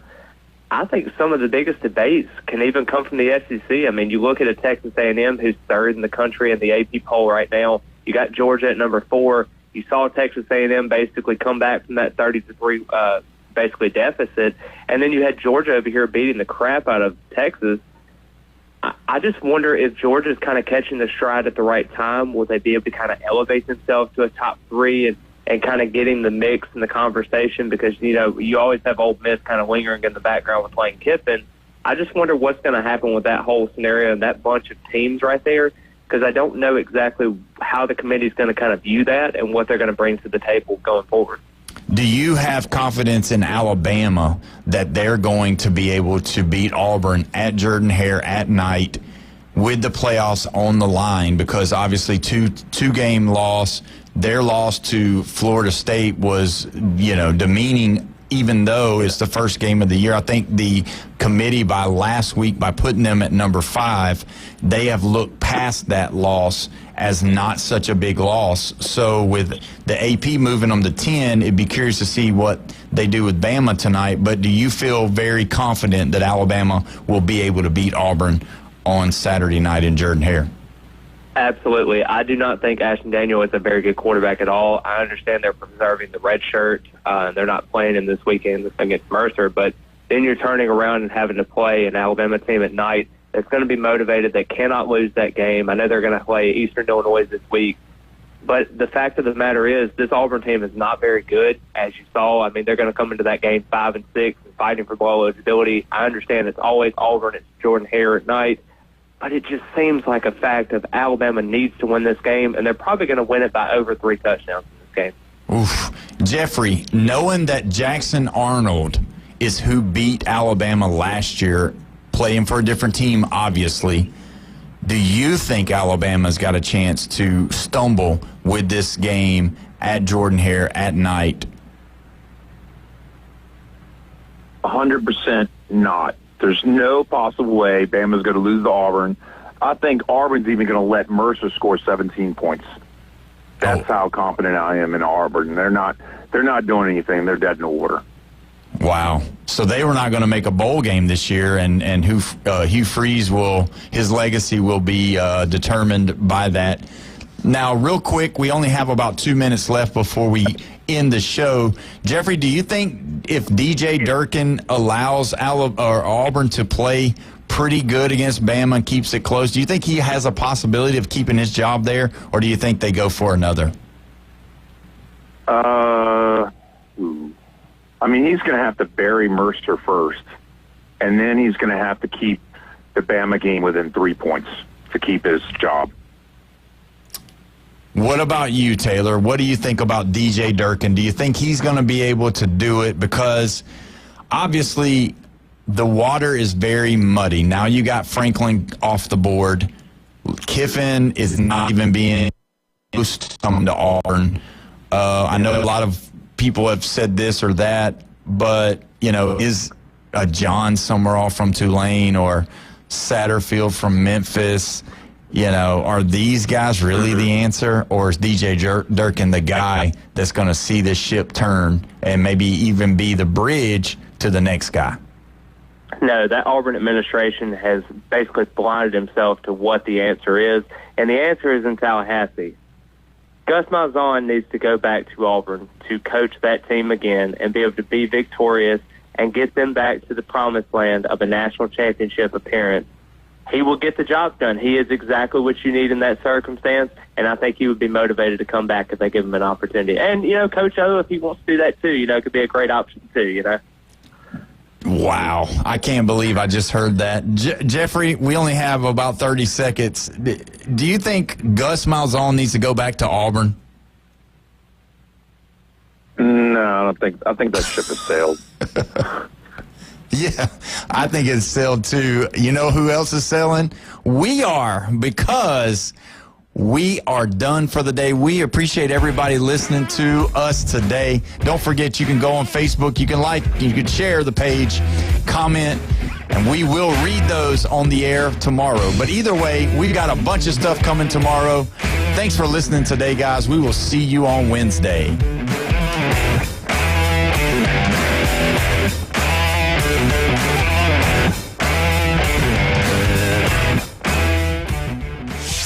ESPN Northwest Florida. Colin Cowherd. I mean, Mike Vrabel certainly elevates him. Mike Vrabel made Ryan Tannehill a #1 seed. Remember that in Tennessee? Who did Vrabel get beat by that year in the playoffs? Joe Burrow beat him. And Vrabel knows that. And Vrabel, like Belichick, understands that a lot of times, just give it to the coordinator and the quarterback. The Herd with Colin Cowherd. Weekdays at 1. ESPN Northwest Florida. Good evening. This is Joanna with your latest forecast on ESPN Northwest Florida. For tonight, a mixture of slight fog and clear skies and a low of 62 with wind 1 to 5 miles per hour. Mostly sunshine tomorrow morning, very little wind, and very warm near 74. Clear and 76 in the afternoon and evening. 76 and slight fog in the early morning, followed by some sun with a light breeze Thursday. This is your Tuesday's weather sponsored by Mid-South Lumber, the best little lumber yard in Panama City. Thank you for keeping that dial on ESPN Northwest Florida. Rely on it. Reliable Copy Products is proud to be the exclusive dealer in Northwest Florida for Kyocera office equipment. Reliable Copy Products has been committed to providing professional, personalized service for the last 35 years. They understand that the right equipment does not always fall within today's budget requirements, so they offer several options for the equipment you need today for the growth you expect tomorrow. Call James Smothers at 784-6601. 784-6601. Reliable Copy Products on Harrison Avenue, just north of Bay High School. Are you looking to invest in rare coins and precious metals? Well, look no further. Coin and Bullion Reserves is Bay County's trusted source for rare coins and precious metals. Located in the heart of Panama City, our showroom is stocked with a vast selection of gold and silver bullion, rare coins, and currency. Whether you're just starting out or you're a seasoned collector, we have what you're looking for. Our sales staff has over 50 years of experience to help guide you through your purchase. Come and visit Coin and Bullion Reserves today and build your collection with confidence. WVLQ Port St. Joe, WGSX, powered by Panama City Toyota. ESPN Northwest Florida. All them dogs are counting down, about to put the anchor down. Hotty toddy, who's it gonna be? Cowbells and swamp, the ag is wrong.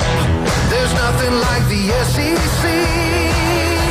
The weekend's full of surprises, from Williams-Brice to Death Valley. On the Firebomb Show, Paul's on a roll.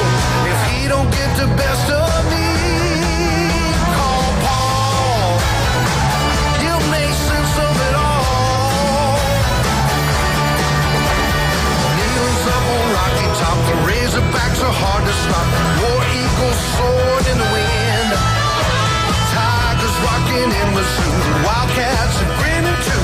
Boomer Sooner rolling up again. Well, Beagle's bound to hook 'em. He'll catch you if you're not looking. Watch out for the tide that's rolling in. The weekend's full of surprises, from big upsets to rivalries. On the Firebomb Show, heads are gonna roll. If they don't get the best of me, call Paul.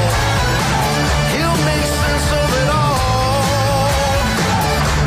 Yeah, call Paul. He'll make sense of it all. Yeah, call